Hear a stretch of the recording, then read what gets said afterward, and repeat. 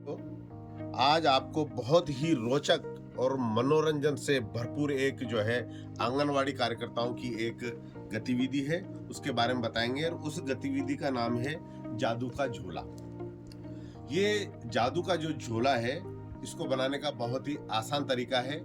आप घर में से कोई भी कपड़ा लेकर उसका एक थैला बना सकते हैं, या कोई भी बना बनाया कोई थैला हो तो हम उसका एक जादू का थैला बनाएंगे। लेकिन ध्यान ये रखना है कि वो जो थैला है, वो जो कपड़ा है, वो पारदर्शी न हो।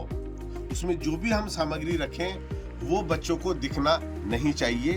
अब उस थैले के अंदर बनाने के बाद में हम क्या करेंगे कि जो भी आंगनवाड़ी कार्यकर्ता इस कार्य को करेगी, वो एक एक सामग्री जो है इसके अंदर रखेंगी। जैसे मान लीजिए पेंसिल, इस थैले के जादुई जो हमारा झोला है इसके अंदर रख देंगे।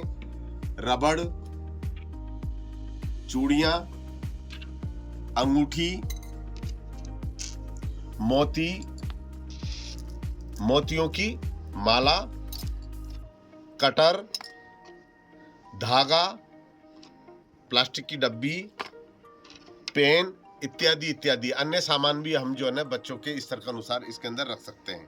उसके बाद में आंगनवाड़ी कार्यकर्ता एक एक बच्चे को बुलाकर और इसके अंदर जो है जादू की जो झोला है जादू का, उसके अंदर हाथ दिलवाकर वो सामग्री निकलवाएगी। जैसे मान लीजिए हमने बच्चों को बुलवाया, आइए बच्चे इसमें हाथ दीजिए, तो वो एक शब्द बुलवाएंगे ताकि बच्चों को अच्छा लगे कि गिली गिली गिली गिली गिली गिली गुम, और बच्चा इसके अंदर हाथ देगा और उस सामग्री को निकालेगा और बताएगा।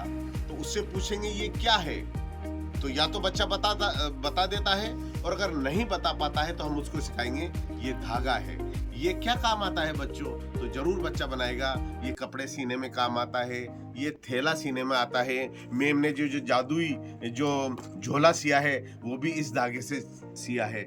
इस प्रकार हम अगले बच्चों को बुलाएंगे और फिर उससे वही जो है ना प्रक्रिया करवाएंगे, गिली गिली गिली गिली गिली गुम, और इसको जो है बच्चा निकालेगा और उस सामग्री के बारे में बताएगा कि ये क्या है।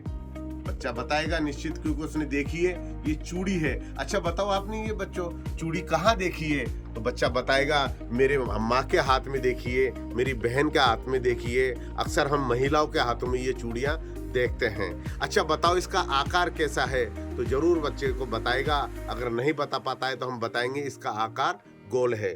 फिर अगले नंबर पर फिर बच्चे को हम बुलाएंगे और उससे वही क्रिया कराएंगे कि गिली गिली गिली गिली गिली गुम, और इसके अंदर से वो सामग्री निकालेगा और बताएगा ये क्या है। बच्चा जरूर बताएगा पेंसिल है।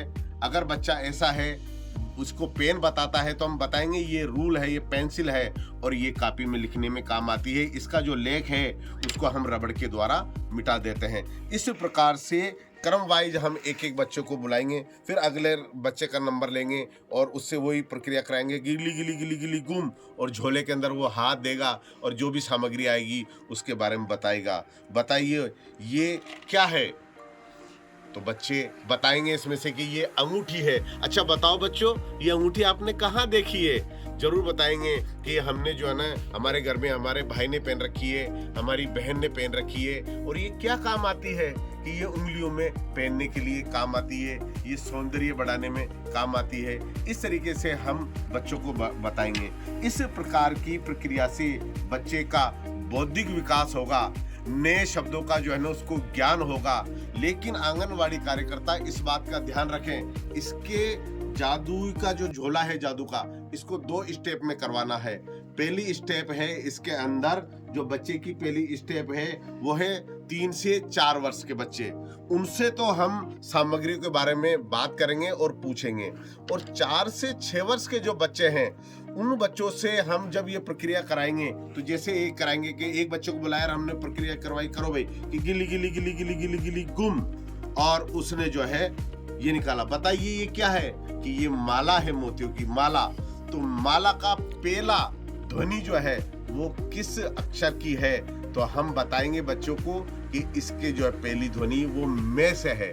तो बच्चा ध्वनि के प्रति जागरूक होगा और वो नए नए शब्दों की ध्वनियों को पहचानेगा। इस तरीके से ये जो हमारी गतिविधि है बहुत ही मनोरंजन पूर्ण होगी और बच्चा बेहतर तरीके से इस चीज को सीख सकेगा। धन्यवाद।